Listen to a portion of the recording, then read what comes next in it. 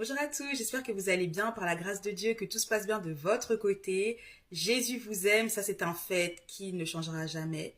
Il vous aime de tout son cœur au point même qu'il n'a pas hésité à donner sa vie sur la croix pour chacun d'entre vous et il est mort.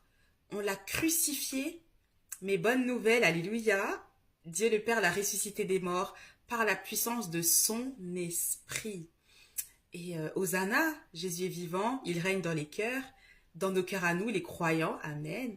Et il est aussi le maître de l'univers, donc il est partout. Omniscient, il sait tout, omnipotent, tout puissant, et omniprésent parce il est partout.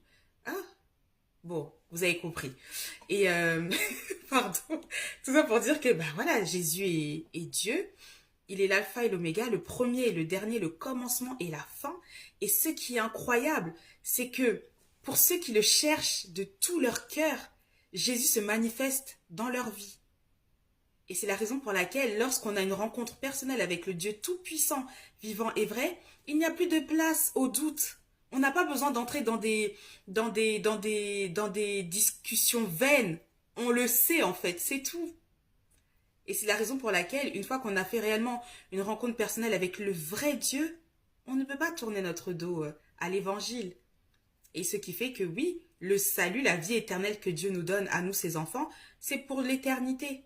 Rien ni personne ne pourra jamais nous éloigner de la main de notre Dieu. Alors, aujourd'hui, j'étais en train de lire un passage qui se trouve dans le livre d'Ésaïe 54. Et après, Saint-Esprit m'a dit, arrête-toi, on va lire ensemble. Donc, c'est parti. Ésaïe chapitre 54, je lis au nom du Seigneur. Écoutez vraiment, laissez-vous conduire par la parole de Dieu. Je prie vraiment que le Saint-Esprit puisse parler à vos âmes, à vos esprits, et que vous puissiez comprendre pour quelle raison est-ce qu'il m'a demandé de lire cela avec vous. Que Dieu vous bénisse et n'oubliez pas, Jésus vous aime.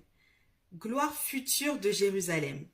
Réjouis-toi stérile, toi qui n'as pas eu d'enfant, éclate de joie et pousse des cris de triomphe, toi qui n'as pas connu les douleurs de l'accouchement. En effet, les enfants de la femme délaissée seront plus nombreux que ceux de la femme mariée, dit l'Éternel.